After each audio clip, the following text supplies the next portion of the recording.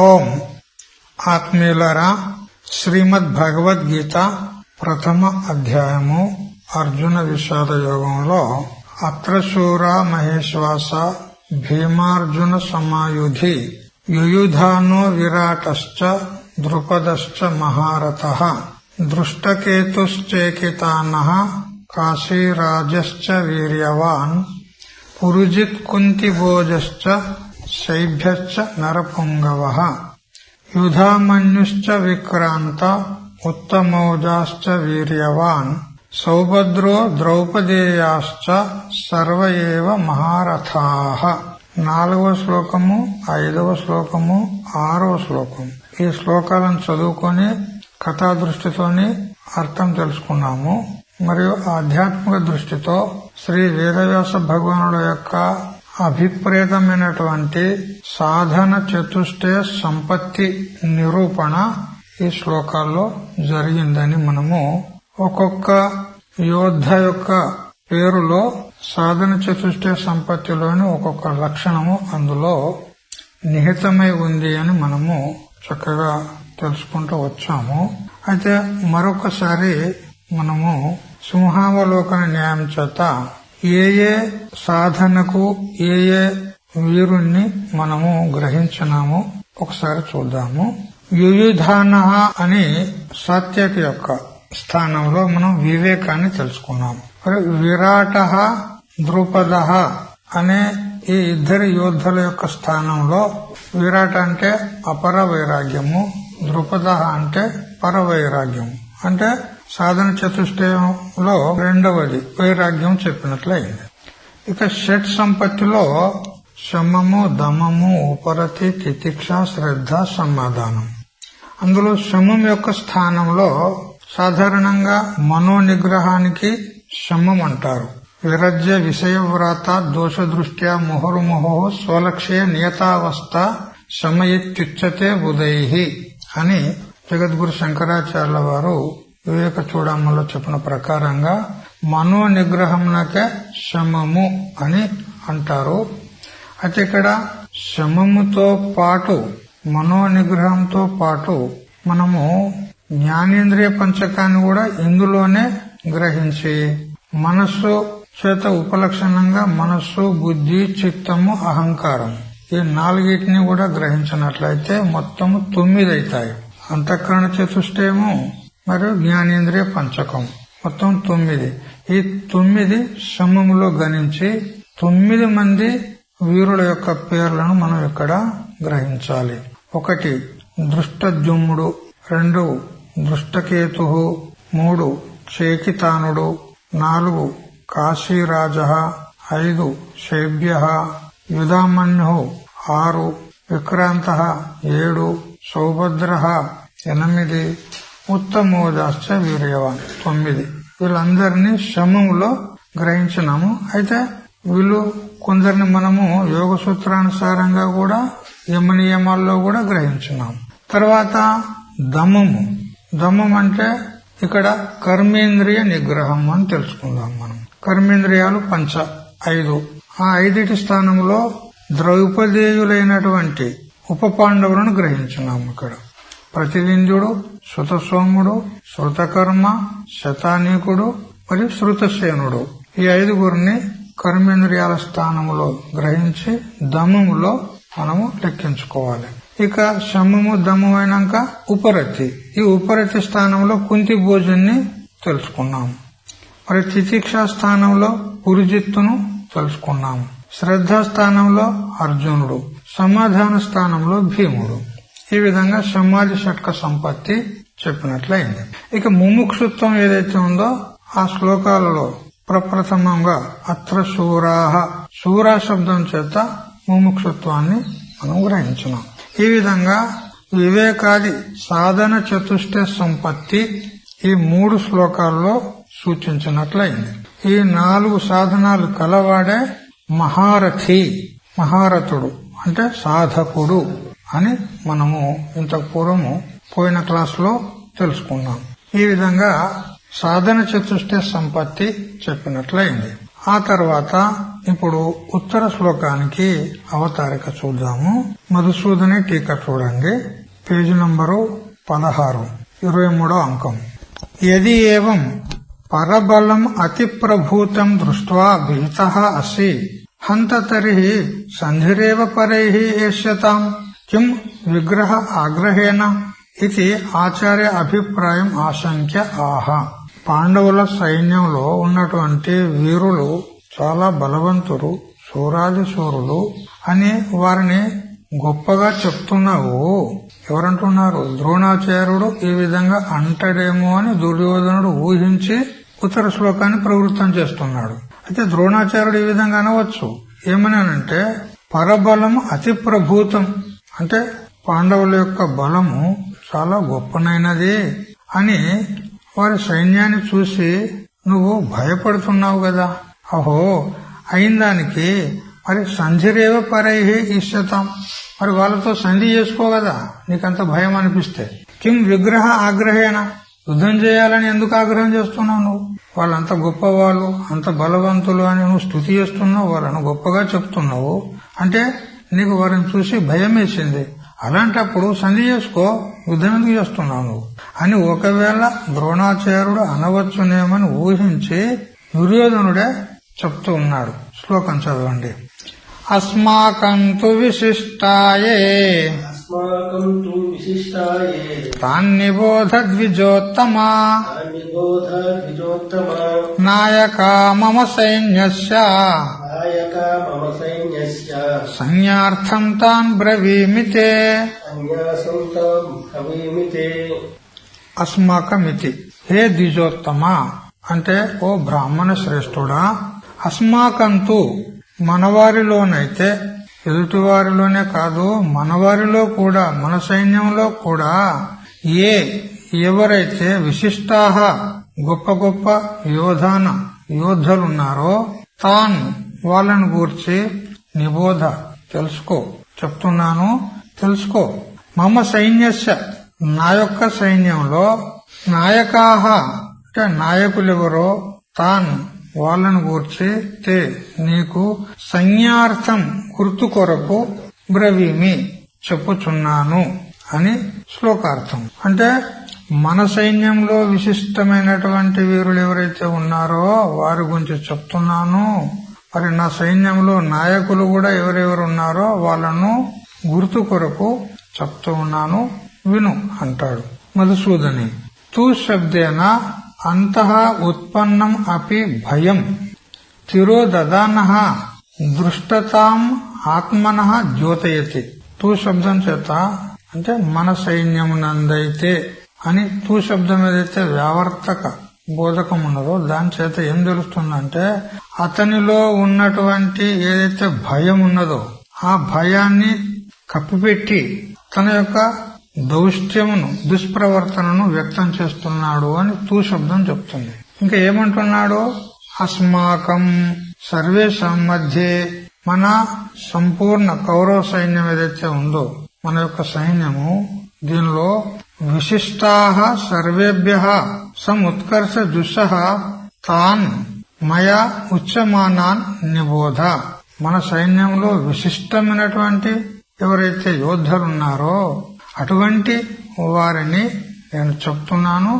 నిశ్చయేన మద్ వచనాద్ అవధారయ ఇతి, నిశ్చయంగా నా యొక్క వచనం చేత మీరు నిశ్చయించుకోండి అని నిబోధ అని శబ్ద ప్రయోగం చేస్తున్నాడు. నిబోధ ఇక్కడ ని ప్లస్ బోధ, ని అనేది ఉపసర్గ, నిశ్చయముగా అని బోధిస్తుంది. బోధ అంటే జ్ఞానం, అంటే తెలుసుకో, నా వచనం ద్వారా నువ్వు నిశ్చయంగా ఈ విధంగా తెలుసుకో అంటాడు. భౌవాదికస్య పరస్మయపదినో బుధే రూపం అంటే భూవాది గణంలో ధాతు గణాలు ఉంటాయి. భూవాది గణం, రోదాది గణం, తూదాది గణం, ఇట్లా భూవాది గణంలో పరస్మయపదిలో ఈ బుధ ధాతువు వస్తుంది. దానికి నీ అని ఉపసర్గ జోడించి నిబోధ అని చెప్పినాడు ఇక్కడ. ఏచ ఇంతేకాక విశిష్టములైనటువంటి వాళ్ళ పేరు చెప్తాను. ఇంకా మమ సైన్యస్య నాయకాః ముఖ్యాః నేతారః, నా సైన్యంలో ఉన్నటువంటి ముఖ్యమైనటువంటి నాయకులు అంటే సైన్యాన్ని నడిపించేటువంటి వారు నేతారహ ఎవరైతే ఉన్నారో తాన్ సంజ్ఞార్థం అసంఖ్యేషు తేషు మధ్య కతిచిన్ నామభి గృహీత్వా పరిశిష్టాన్ ఉపలక్షయితుం తే తుభ్యం బ్రవీమి నతు అజ్ఞాతం కించిదపి తవ. హే ద్విజోత్తమ, హే ఆచార్య, మన యొక్క అసంఖ్యాకమైనటువంటి సైన్యముల్లో కొందరి నామాలు మాత్రమే తీసుకొని చెప్తున్నాను. మిగతా ఇంకా ఎంతో మంది నాయకులు ఉన్నారు, వాళ్ళని ఉపలక్షణంగా మీరు తెలుసుకోండి అని నేను చెప్తున్నాను. వారందరూ కూడా మీకు తెలియని వాళ్ళు కాదు, అందరూ కూడా మన సైన్యంలో ఎవరెవరు నాయకులు ఉన్నారో మీకు తెలుసు. అయినా గాని నేను వారి యొక్క పేర్లను కొంచెం చెప్తాను అని జ్ఞాపయామి ఇది ద్విజోత్తమ ఇది విశేషణేన ఆచార్యం స్తువన్. నేను కొంచెం గుర్తు చేస్తున్నాను, మీరు వినండి అని ద్విజోత్తమాని సంబోధించినాడు ఆచార్యులను. అంటే బ్రాహ్మణులలో శ్రేష్ఠుడమైనటువంటి ఓ ఆచార్య అని చెప్తూ ఇక్కడ ఆచార్యుని స్తుతించినట్టుగా చెప్తూ ఉన్నాడు. స్వకార్యే తదభిముఖ్యం సంపాదయతి. దుర్యోధనుడు తన యొక్క కార్యం ఏది యుద్ధ కార్యం, ఆ యుద్ధ కార్యంలో ఆ ద్రోణాచార్యుని అభిముఖం చేసుకోవడానికి స్తుతి చేసినట్టుగా అతడు సంబోధించినాడు ద్విజోత్తమ అని. ఇక నిందాపక్షంలో దౌష్ట్యపక్షే ద్విజోత్తమ ఇది బ్రాహ్మణత్వాత్ తావద్ యుద్ధ అకుశలః త్వం తేన త్వయి విముఖే అపి భీష్మ ప్రభృతీనాం క్షత్రియ ప్రవరాణం సత్వాత్ నా అస్మాకం మహతి క్షతి ఇది అర్థః. అయితే నిందాపక్షంలో అతన్ని నిందించినట్టుగా కూడా ఉంది ఈ ద్విజోత్తమ అనే శబ్దం. ఒకవైపు స్తుతించినట్టు ఉంది, మరి ఒకవైపు నిందించినట్టు కూడా ఉంది. ఏమిటి ఆ నింద అంటే, నువ్వు కులానికి బ్రాహ్మణుడవు, క్షత్రుడేవైతే కాదు, బ్రాహ్మణుడవు కాబట్టి బ్రాహ్మణులకు పెద్దగా యుద్ధ కుశలత ఉండదు, అందుకని నీకు గొప్పగా యుద్ధ కుశలత లేదు, నువ్వేం గొప్పగా యుద్ధం చేయలేవు. అయినా గాని నువ్వు యుద్ధం నుండి విముఖమైనా కూడా నాకేం భయం లేదంటాడు. ఎందుకు అనంటే భీష్మ ప్రభృతీనాం క్షత్రియ ప్రవరాణం సత్వాత్. భీష్ముడు మరియు కర్ణుడు తన యొక్క సోదరులు అనేక మంది క్షత్రియులు ఉన్నారు, ఒక భీష్ముడు చాలు నాకు అంటాడు. భీష్మ ప్రభృతి అంటే భీష్ముడు మొదలైనటువంటి క్షత్రియ ప్రవరులు, క్షత్రియ శ్రేష్ఠులు ఎంతో మంది నా సైన్యంలో ఉన్నారు. నువ్వు బ్రాహ్మణుడవే ఉన్నావు, నువ్వు యుద్ధం చేయలేవు, నీకు యుద్ధం చేయ శాత కాదు కూడా. ఒకవేళ నువ్వు యుద్ధం నుండి విముఖుడవైనా గాని నాకేం భయం లేదు, ఎందుకు భీష్మాదులు ఉన్నారు నాకు. అందుకని నా అస్మాక మహతి క్షతి, అందుకని మనకు ఏ విధమైనటువంటి హాని లేదు, యుద్ధంలో జయము మనదే అన్నట్టుగా చెప్తూ ఉన్నాడు. సంజ్ఞార్థమితి ప్రియ శిష్యాణం పాండవానాం చెమ్మూం దృష్ట్వా హర్షేణ వ్యాకుల మనసస్తవ స్వీయ వీర విస్మృతి మాభూదితి మమ ఇయం ఉక్తి ఇది భావః. సంజ్ఞార్థం అని దుర్యోధనుడు ఎందుకు చెప్తున్నాడు ఈ సంజ్ఞార్థం అనే శబ్దం చేత అంటే, చూడు ఎలాగో నీకైతే పాండవుల పట్ల ప్రేమ ఉంది నాకు తెలుసు, ఎందుకంటే అర్జునుడు మొదలైనటువంటి వాళ్ళు నీకు ప్రియ శిష్యులు. ప్రియ శిష్యానాం పాండవానాం చముం దృష్ట్వా, ప్రియ శిష్యులైనటువంటి పాండవుల యొక్క సైన్యాన్ని చూసి హర్షేన వ్యాకుల మనసః తవ, హర్షము చేత నీ మనస్సు వ్యాకులమయ్యి ఉంటుంది. అందుకని స్వీయ వీర విస్మృతి మాభూత్.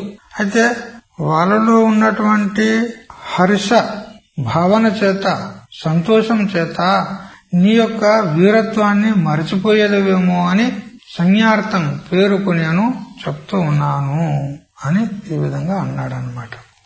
అంటే ఇక్కడ దుర్యోధనునికి ద్రోణాచార్యుని పట్ల మిక్కుటమైనటువంటి విశ్వాసం లేదు, సందేహం ఉంది, సంశయం ఉంది. అయితే అతన్ని దృఢపరిచినట్లయితే యుద్ధం చేస్తాడు అని అనేక రకాలుగా ఒకవైపు స్తుతి చేసినట్టు, ఒకవైపు నిందించినట్టు గుహ్యమైనటువంటి భాషణము చేస్తూ ఉన్నాడు. తర్వాత తత్ర విశిష్టాన్ గణయతి. ఇప్పుడు కౌరవ సైన్యంలో మరి విశిష్ట పురుషులు ఎవరెవరు వాళ్ళకి చెప్తానన్నాడు కదా దుర్యోధనుడు, ఇప్పుడు చెప్తున్నాడు ఎవరెవరు. శ్లోకము భవాన్ భీష్మశ్చ కర్ణశ్చ కృపశ్చ సమితింజయః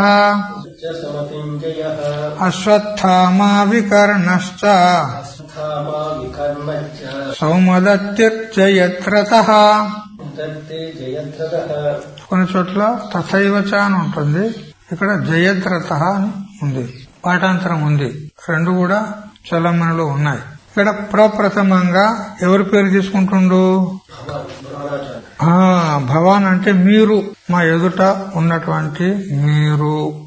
ఎందుకంటే వాస్తవంగా సేనానాయకుడు భీష్ముడు, అయితే భీష్ముని పేరు చెప్పాలి, కానీ ఎదుట ఉన్నాడు కదా, మరి గురువు ఉన్నాడు, పూజ్యుడు ఉన్నాడు, అందుకని ఆదరభావంతో భవాన్ మీరు అని తీసుకున్నాడు.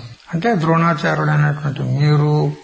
మరి భీష్మహాచ, మరి భీష్మాచార్యుడు కూడా ఉన్నారు, మరి కర్ణుడు ఉన్నాడు.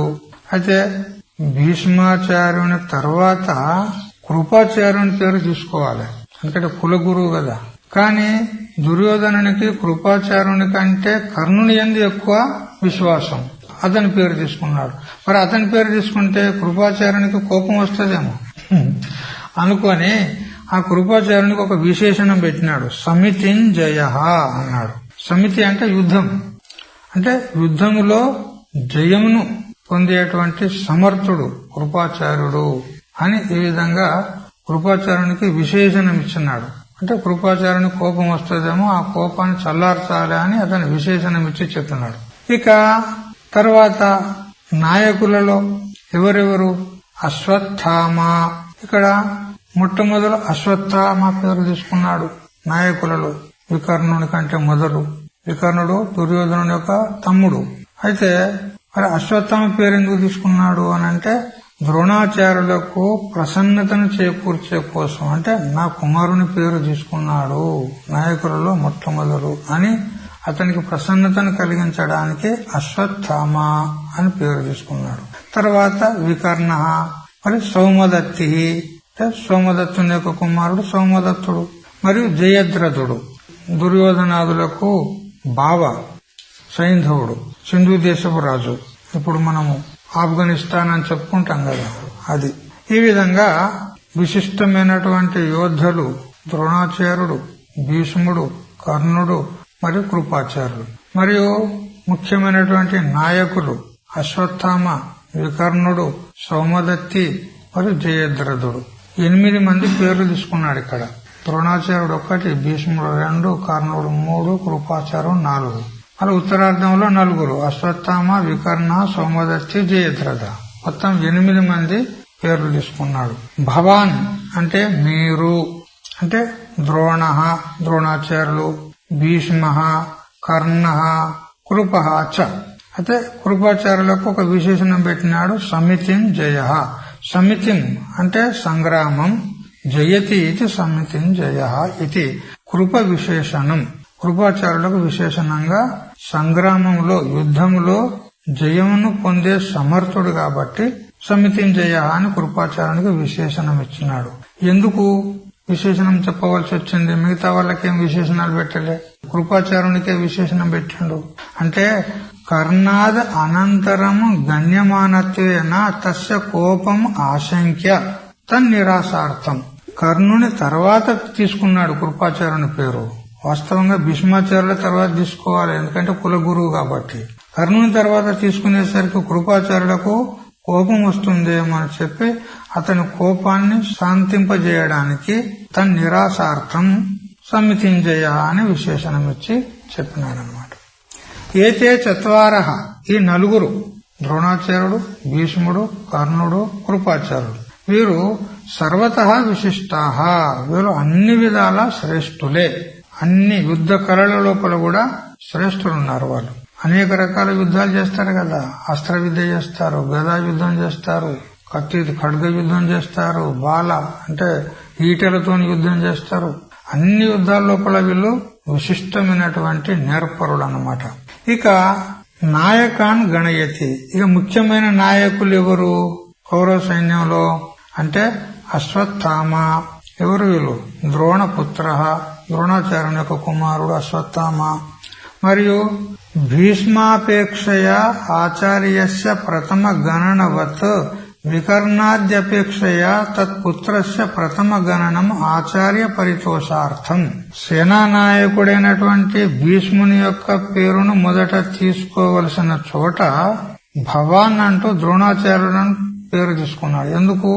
ద్రోణాచార్యులను సంతసింపజేయుట కొరకు, ప్రసన్నుని చేయుట కొరకు.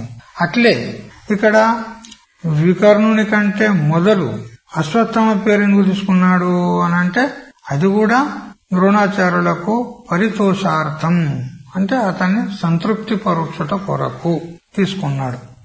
ఇక వికర్ణుడైతే స్వభ్రాత కనియాన్, తన చిన్న తమ్ముడు. భ్రాత అంటే అన్న ఉండొచ్చు, తమ్ముడు ఉండొచ్చు. భ్రాత అనే శబ్దానికి రెండు అర్థాలున్నాయి. మరి ఇక్కడ భ్రాత అంటే అన్ననా తమ్ముడా అంటే కనియాన్ అంటే దుర్యోధను కంటే చిన్నవాడు వికర్ణుడు. ఇక సౌమదత్తి, సోమదత్తస్య పుత్రః శ్రేష్టత్వాత్ భూరిశ్రవాః. ఇక్కడ సౌమదత్తి అనేది అతని అసలు పేరు కాదు, అసలు పేరు భూరిశ్రవుడు. అయితే సోమదత్తుని కుమారుడు కాబట్టి సోమదత్తుడు ఎంతటి పరాక్రమవంతుడో అతని కుమారుడు భూరిశ్రవుడు కూడా అంత పరాక్రమవంతుడు. కాబట్టి ఆ సోమదత్తుని పేరును తీసుకుంటూ గుర్తు చేస్తూ సౌమదత్తి, సోమదత్తస్య అపత్యం పుమానితి సౌమదత్తి, సోమదత్తుని కుమారుడు అని చెప్పినాడు. ఇక 8వ వాడు జయద్రథః అంటే సింధు రాజ, సింధు దేశపు రాజు. తథైవచ ఇది క్వచిత్ పాఠః. అయితే జయద్రథ అనే ఈ శబ్దం చోట కొన్ని చోట్ల తథైవచ అని కూడా పాఠాంతరం ఉంది. అయితే ఇక్కడ మనము సింధు దేశపు రాజును గ్రహించినట్లయితే 8 మందిని ఇక్కడ ఉల్లేఖించినట్లయింది. ఈ 8 మందిని చెప్పడంలో ఆధ్యాత్మికంగా అర్థం ఏమిటి అది కొంచెం చూద్దాం. ఈ మొదటి శ్లోకం 7వ శ్లోకం ఏదైతే ఉందో అస్మాకంతు విశిష్టాయే తాన్యబోధ ద్విజోత్తమ నాయక మమ సైన్యస్య సంజ్ఞార్థం తాన్ బ్రవీమితే. మన యొక్క సైన్యంలో అనేక మంది విశిష్టమైనటువంటి యోధులు కూడా ఉన్నారు, వారి పేర్లను నేను చెప్తాను. నాయకులు కూడా అనేక మంది ఉన్నారు, వారి యొక్క సైన్యం కూడా చెప్తాను అని ఆ దుర్యోధనుడు ఏదైతే అన్నాడో ఇక్కడ విశిష్టాయే అనే శబ్దం వచ్చింది. ఏ విశిష్ట, ఎవరైతే విశిష్ట యోధులున్నారో అని.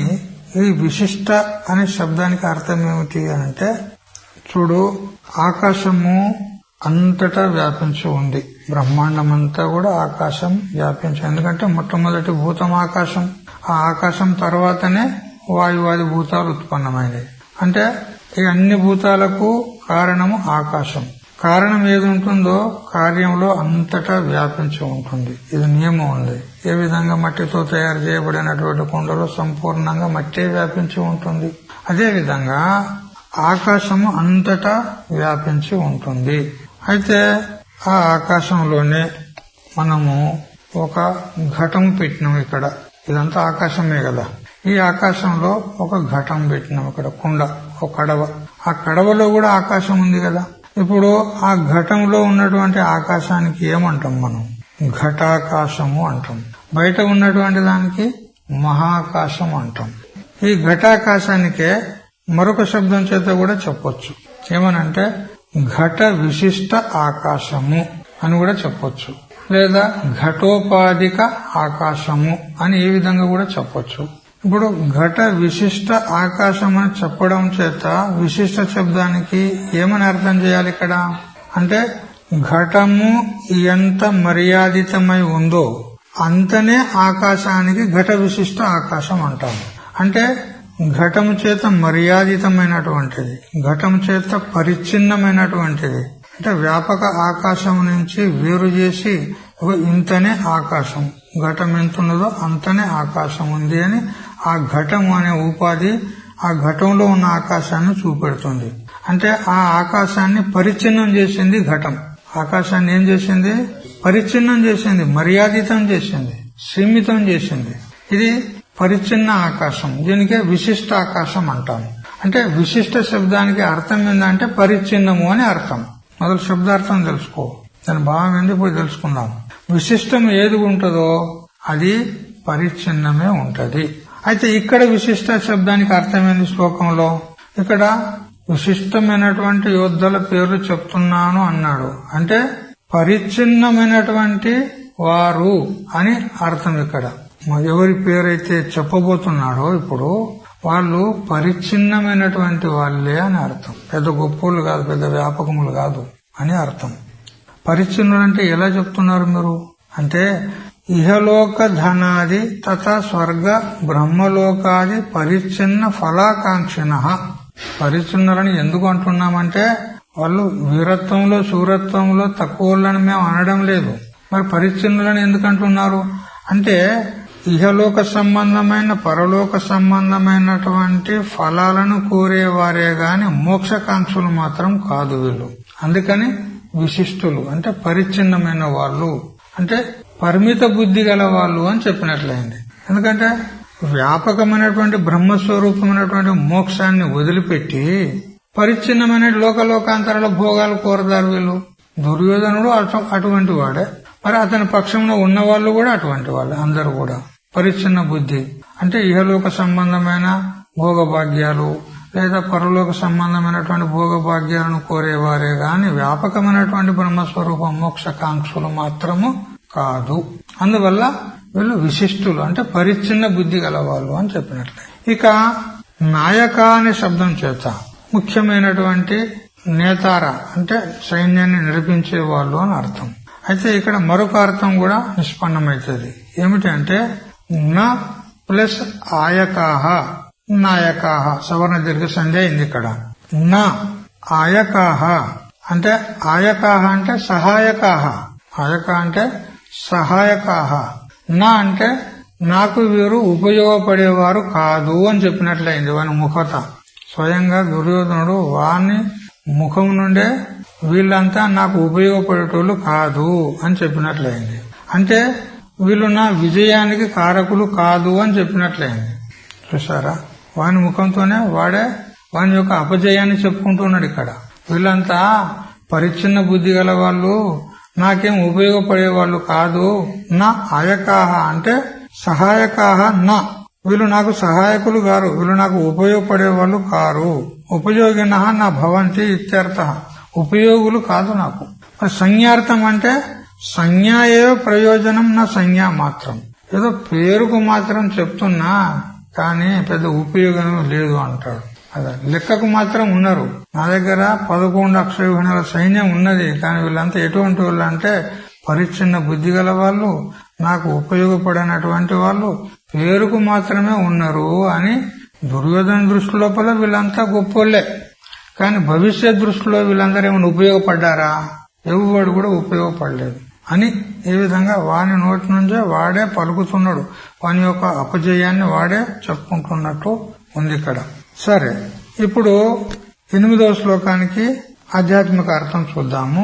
భవాన్ భీష్మశ్చ కర్ణశ్చ కృపశ్చ సమితింజయ అశ్వత్థామా వికర్ణశ్చ సౌమదత్తిస్తథైవ చ. భవాన్ అంటే మీరు ద్రోణాచార్యులు, భీష్ముడు, కర్ణుడు, కృపాచార్యులు, అశ్వత్థామ, వికర్ణుడు, సౌమదత్తి మరియు జయద్రథుడు. ఒకవేళ జయద్రథుని పేరు తీసుకోలేదనుకో, తథైవ చ అని ఒకవేళ పాఠాంతరం ఉందనుకో, అప్పుడు శ్లోకం లోపల ఎంతమంది అవుతారు? 7 మంది అవుతారు. తథైవ చ అన్నప్పుడు జయద్రథుని తీసేస్తే 7 మంది అవుతారు. అక్కడ తథైవ చ అన్నప్పుడు దుర్యోధనుని కూడా మనం ఇక్కడ గ్రహించాలి. ఎక్కడైతే జయద్రథుని పేరు తీసుకుంటారో అక్కడ 8 మంది సరిగ్గా ఉన్నారు, దుర్యోధనే తీసుకోవద్దు.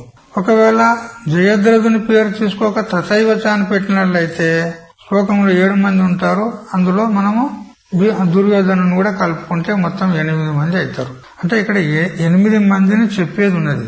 ఈ 8 మంది ఎవరు అంటే మనకు ఇదే భగవద్గీతలో 7వ అధ్యాయము 4వ శ్లోకంలో చెప్పింది ఉన్నది. ఏమిటి అనంటే భూమిరాపో నలో వాయు ఖమ్మనో బుద్ధిరేవ చ అహంకార ఇతీయమ్మే భిన్నా ప్రకృతిరష్టదా. అష్టదా ప్రకృతిని చెప్పేది ఉన్నది ఇక్కడ. ఈ 8 మంది స్థానంలో అష్టవిధ ప్రకృతిని చెప్పేది ఉన్నది ఇక్కడ. భూమి ఒకటి, ఆపహ అంటే జలము, అనల అంటే అగ్ని, వాయువు, ఖమ్ అంటే ఆకాశము, మనస్సు, బుద్ధి మరియు అహంకారం. ఇవి 8. ఈ 8 అష్టవిధ ప్రకృతులు అని మనకు 7వ అధ్యాయంలో చెప్పబోతాడు భగవంతుడు. ఈ 8 విధాల అష్టవిధ ప్రకృతి ఏదైతే ఉందో వాళ్లే వీళ్ళంతా ఈ 8 మంది అష్టవిధ ప్రకృతులు అంటాడు. అంటే అనాత్మ వర్గం, వీళ్ళంతా అనాత్మ వర్గం అని తెలుసుకోవాలి. ఈ అనాత్మను జయిస్తేనే గాని మనము మోక్షం అనేటువంటి విజయ సామ్రాజ్యాన్ని పొందగలుగుతాము అని సూచన చేయుట జరుగుతుంది. అయితే శ్లోకంలో జయద్రథుని పఠించినట్లయితే దుర్యోధను మూల ప్రకృతిగా తెలుసుకోవాలి.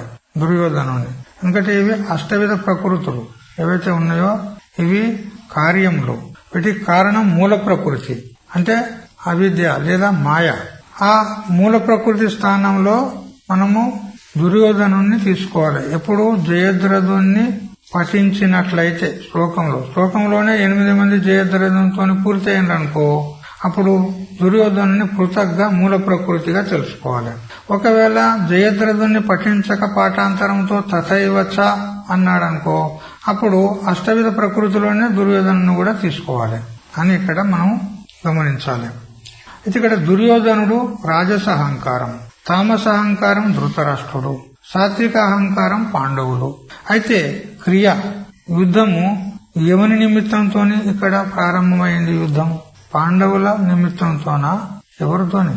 దుర్యోధను యొక్క నిమిత్తం. దుర్యోధను యొక్క హఠం చేతనే కదా ఇదంతా యుద్ధం తయారైంది. అందుకని రాజస అహంకారం. అందుకని రజకర్మని భారత అని మనకు ముందు భగవంతుడే 14వ అధ్యాయంలో చెప్తాడు. రజోగుణం ఏదైతే ఉందో అది క్రియాశీలము ఉంటుంది. రజోగుణం ఉన్నవాడే క్రియ చేయగలుగుతాడు. తమో గుణం ఉన్నవాడు, సత్వగుణం ఉన్నవాడు క్రియలో ఉత్సాహంతో ప్రవృత్తి కాడు. ఒక క్రియ చేస్తున్నాడంటే రజోగుణాన్ని ఆశ్రయిస్తాడు. అట్లా ఇక్కడ యుద్ధం అనేటువంటి కార్యం జరుగుతుంది అనంటే ఎవరి నిమిత్తం చేత? రాజస అహంకారమైనటువంటి దుర్యోధనుని చేత. దుర్యోధనుడే ఈ యుద్ధానికి కారణం. అయితే ఇక్కడ సేనాపతిగా భీష్ముని చేసినాడు. కానీ సేనాపతి అయినటువంటి భీష్ముని యొక్క పేరును ఉచ్చరించుట కంటే మొదలే ద్రోణాచార్యుణ్ణి ఉల్లేఖించినాడు ఇక్కడ. ఎందుకు అంటే ద్రోణాచార్యుని సంతోష పెట్టుటకై మొట్టమొదట భవాన్ అని శబ్దాన్ని ప్రయోగం చేసినాడు. భవాన్ అంటే మీరు అని అర్థం. అయితే దుర్యోధనునికి ద్రోణాచార్యుని యందు విశ్వాసం లేదు, సంశయం ఉంది. వాని భావన ఏంటంటే అమిత్రస్య మిత్రోపి అమిత్ర ఏవ అనే న్యాయం చేత. అమిత్రుడు అంటే శత్రువు, శత్రువు యొక్క మిత్రుడు ఏమైతాడు? శత్రువే అవుతాడు. అట్లా ఈ ద్రోణాచార్యునికి యుధిష్ఠిరాదుల యందు ప్రీతి ఎక్కువ. అంటే ధర్మరాజు వాళ్ళ యొక్క పక్షంలోనే ఎక్కువగా ఇతనికి మనసు ఉంటది అన్నప్పుడు ధర్మరాజులు నాకు శత్రువులు, మరి వాళ్ళ యొక్క పక్షాన్ని గనక చేరుకుంటే అంటే వారి పక్షంలో తన మనస్సును ఉంచితే ఈ ద్రోణాచార్యుడు కూడా నాకేమవుతాడు? ఇది కూడా శత్రువే. అందుకని ఇక్కడ నీవు కూడా నాకు విశ్వసనీయుడు కావు అని చెప్పినట్లయింది. ఇక్కడ ఒక విధమైనటువంటి సంశయము అంటే ఆ దుర్యోధను యొక్క దౌష్ట్యము, దుష్ప్రవర్తన ఇక్కడ మనకు కనపడుతుంది. ఎందుకనంటే అతడు గురువు ఉన్నాడు, మరి ధనుర్విద్య నేర్పినవాడు ఉన్నాడు, మరి బ్రాహ్మణుడు ఉన్నాడు, పూజ్యుడు ఉన్నాడు. అటువంటి వానియందు సంశయం ఉంచుట వాని దౌష్ట్యం కదా, వాని దుష్ప్రవర్తన కదా, అది మనకి తెలుస్తుంది. అయితే వాని దృష్టిలో ద్రోణాచార్యుడు శత్రువే వానికి. ఈ దృష్టి చేత ద్రోణాచార్యునికి మొట్టమొదటి నమస్కారం చేసిండు. శత్రువు అంటే ఏంది? తనకు కీడు చేసేవాడే కదా. శత్రువు అంటే ఏమై తనకు కీడు చేసేవాడు. మరి ఇప్పుడు ద్రోణాచార్యుని కూడా శత్రువుగా భావిస్తున్నాడు. అంటే దుర్యోధను దృష్టిలో అతడు దుర్జనుడే అయిపోయాడు. ద్రోణాచార్యుడు గురువు కూడా దుర్యోధను దృష్టిలో ద్రోణాచార్యుడు దుర్జనుడు అయిపోయాడు, శత్రువు అయిపోయాడు. అందుకని ఒక న్యాయం ఉంది లోకంలో. ఏమిటి అంటే దుర్జనం ప్రథమం వందే సజ్జనం తదనంతరం. దుర్జనులకు మొట్టమొదటి నమస్కారం చేయాలి, సజ్జనులకు ఎంకసరి నమస్కారం చేయాలి. ఇది లోకంలో ప్రచలితం ఉంది. ఇప్పుడు ద్రోణాచార్యుడు దుర్యోధనునికి ఒక శత్రువు, దుర్జనుల్లాగా కనపడుతుండే. ఎందుకంటే సంశయంతో ఉన్నాడు అతని పట్ల. అందుకని అతనికే మొదలు నమస్కారం చేసిండు భవాన్ అని. ఇది ఒక విచిత్రమైనటువంటి కల్పన కదా. ఇది నిందా పక్షంలో.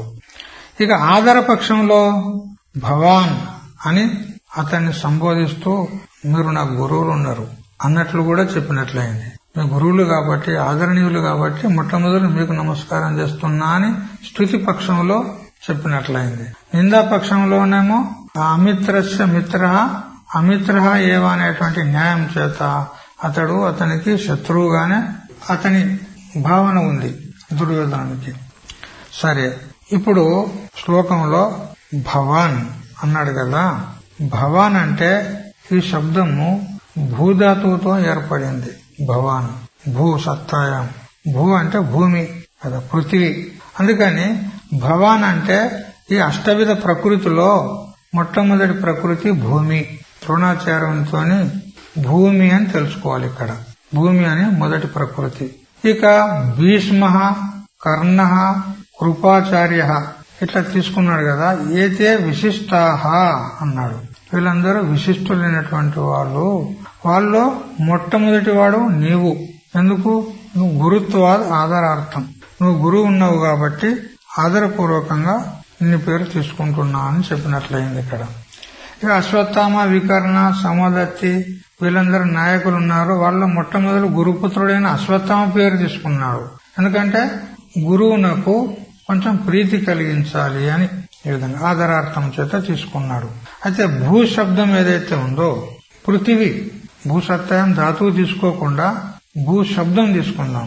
భూ అంటే పృథివీ, అంటే పృథివీ తత్వాన్ని గ్రహించినట్లయింది భవాన్ అనే శబ్దం చేత. భూ శబ్ద దృష్టికోణంలో చూసినట్లయితే ఇక్కడ భూ అంటే పృథివీ తత్వాన్ని గ్రహించినట్లయింది. ఇది ఒకటైంది. అష్టవిధ ప్రకృతిలో భూతత్వం తీసుకున్నట్లయింది. ఇక భీష్మ అనే శబ్దం చేత జలతత్వాన్ని గ్రహించాలి. అష్టవిధ ప్రకృతిలో జలతత్వాన్ని గ్రహించాలి. భీష్ముడు అంటే అర్థం ఏమిటి? బిభేతి సర్వాన్ భయంకర ప్రతిజ్ఞావాన్ వా భీష్మ. భీష్ముడు అంటే అందరిని భయపట్టించేవాడు అని ఒక అర్థము, లేదా భయంకరమైనటువంటి ప్రతిజ్ఞ చేసిన వాడు అని మరొక అర్థం. ఎందుకనంటే శంతను మహారాజుకు ఆ సత్యవతి యందు ఏదైతే మనసు ఏర్పడిందో ఆమెను వివాహం చేసుకోవాలని, అప్పుడు ఆమెను చూసినటి నుంచి శంతను మహారాజుకు ఇక మనసు లోపల మనసు లేదు, రాచ వ్యవహారాల యందు మనసు లేదు, రాచకార్యాలను చూచుట లేదు. అక్కడే ఆ గంగా నది తీరం నందే తిరుగుతూ ఉన్నాడు. ఇక్కడ ఆమె మీద మనసు పడి ఇట్లా కొన్ని రోజులైన తర్వాత కూడా అతడు ఇంటికి అంతఃపురానికి రావడం లేదు, రాజ్యానికి రావడం లేదు. అప్పుడు భీష్మాచార్యుడు మంత్రితో అడిగినాడు, ఏమయ్యా నువ్వు వెంబడి ఉంటావు, మంత్రి ఉన్నావు, మరి మా తండ్రి గారు అంతఃపురానికి రావడం లేదు, రాజ్యసభలోకి రావడం లేదు, రాజ వ్యవహారాలు చూసుకోవడం లేదు, ఏమైంది మా తండ్రి గారికి అంటే, ఏమో నాకైతే తెలియదు, కాకపోతే ఒక అమ్మాయిని అక్కడ ఆ సత్యవతి అనే ఒక బెస్త అమ్మాయి ఉన్నది, ఆ అమ్మాయిని చూసిన దగ్గర నుంచి మాత్రం ఆయన మనసు కొంచెం విక్షిప్తంగా ఉన్నట్టుగా తోస్తుంది అన్నాడు.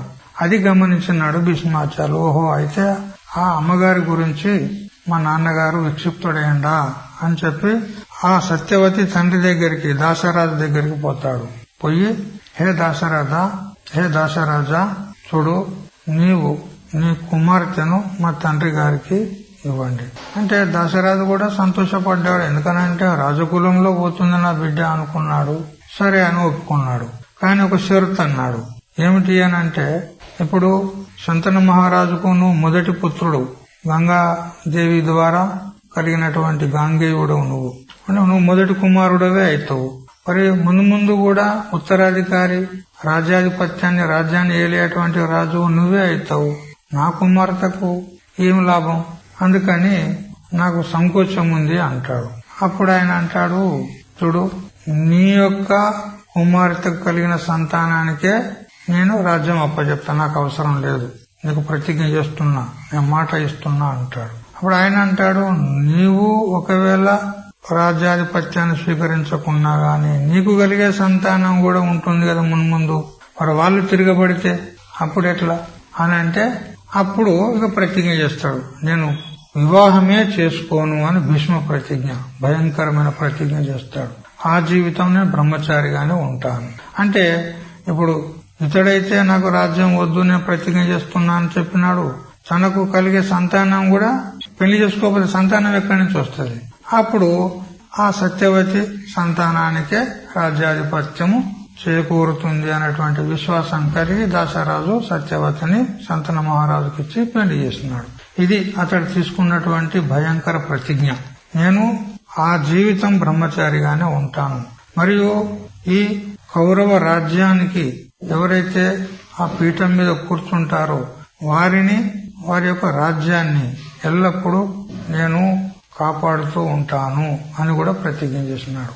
ఇది భయంకర ప్రతిజ్ఞ చేసినాడు కాబట్టి భీష్ముడు అనబడతాడు. లేదా అందరూ అతన్ని చూసి భయపడతారు కాబట్టి భీష్ముడు అని భీష్మ శబ్దానికి అర్థం తెలుసుకున్నాం. అంటే అఖండ బ్రహ్మచర్య ప్రతిజ్ఞ ఏదైతే చేసిండో అందువల్ల అతడు భీష్ముడు అనబడ్డాడు. లేదా భయంకర కర్మ చేసేవాడు భీష్ముడు అనబడతాడు. అయితే ఇక్కడ భీష్ముడు అన్నప్పుడు భయంకరమైనటువంటి కర్మ చేయువాడు. ఏ కర్మ అయితే ఉంటుందో అది జల ప్రధానం ఉంటుంది. కర్మ అంటే మామూలుగా మనం చేసేటువంటి నిత్యంగా ఏదో స్నానం శౌచం ఇవి కాదు కర్మలు. ఇక్కడ కర్మ అంటే వైదిక కర్మ, అంటే యజ్ఞయాగాది కర్మలు ఏవైతే ఉంటాయో ఆ కర్మలు జల ప్రధానం కలిగి ఉంటాయి. అంటే జలము లేకుండా ఏ కర్మ కూడా ప్రారంభించబడదు. చూడు, కర్మ చేయడానికి ప్రారంభంలో ఆ కర్మ చేసేటువంటి యజమాని ద్వారా సంకల్పం చేయిస్తారు. మొట్టమొదలు నేను ఫలానా గోత్రంలో పుట్టినాను, ఫలానా పేరు నాది, ఇవన్నీ చెప్పుకుంటూ చెప్పి చివరికి అహం ఇదం కరిష్యే అని అంటూ అక్షతలు, పూలు మరియు జలం చేతిలో నుంచి వదిలిస్తారు. అంటే జలము వదిలితేనే కర్మ ప్రారంభమైతుంది. అంటే కర్మ జల ప్రధానం ఉన్నది. ఇంతేకాకుండా ఆ కర్మలో ఉపయోగించబడేటువంటి సమగ్ర సామగ్రులు అన్నిటికీ కూడా మొట్టమొదటి జలంతో ప్రోక్షణ చేస్తారు. శుద్ధి అయితే జలం చేత. ఒకవేళ ఇంటిలోనే చేసేది ఉంటే ఇల్లంతా కూడా జలంతోనే ప్రోక్షణ చేస్తారు, శుద్ధి చేస్తారు. అంటే కర్మ జల ప్రధానము అని మనకు తెలుస్తుంది. జలం లేకుండా కర్మ చేయలేరు. ఇక మనము అపవిత్ర పవిత్రోవా అని కూడా మనం జలంతో ప్రోక్షణ చేసుకుంటాం. మనల్ని ప్రోక్షణ చేసుకుంటాము, ఆ కర్మ సామగ్రుల మీద ప్రోక్షణ చేస్తాము, సంకల్పం చేసేటప్పుడు జలమును వదులుతాము. ఇవన్నీ కూడా మనం చూస్తూ ఉన్నాం. పంచామ్యాం ఆహూతవు ఆపహ పురుష వచసో భవంతి. మరి జీవుని యొక్క జన్మకు కూడా జలమే కారణము, జలమే ప్రధానము. ఎందుకు? జీవ పర్జన్య పృథ్వీ పురుష యోషిత్ అని పంచాగ్ని విద్య ఏదైతే చాందోగ్య ఉపనిషత్తులో వచ్చిందో అక్కడ ఆపహ పురుష వచసో భవంతి, జలమే పురుష రూపంలో ధారణ చేసుకొని వస్తుంది అని చెప్పింది. ఇది వాస్తవమే కదా. ఎందుకంటే స్త్రీ యొక్క గర్భంలో పురుషుడు ఒక జలబిందువునే వదులుతాడు, ఆ జలబిందువే పురుష రూపంలో వస్తుందంటే చూడవు, ఆ జలమే మొత్తం సృష్టికి కారణమైంది. అది జలం. అందువల్ల జలం చాలా ప్రధానమైంది. కాబట్టి ఇక్కడ జలముచే లక్షితము కర్మ, జలము లేకుండా కర్మ కాదు కాబట్టి జలముచే లక్షితము కర్మ. ఆ భీకరమైనటువంటి కర్మ చేసేవాడు, కర్మచే లక్షితము భీష్ముడు.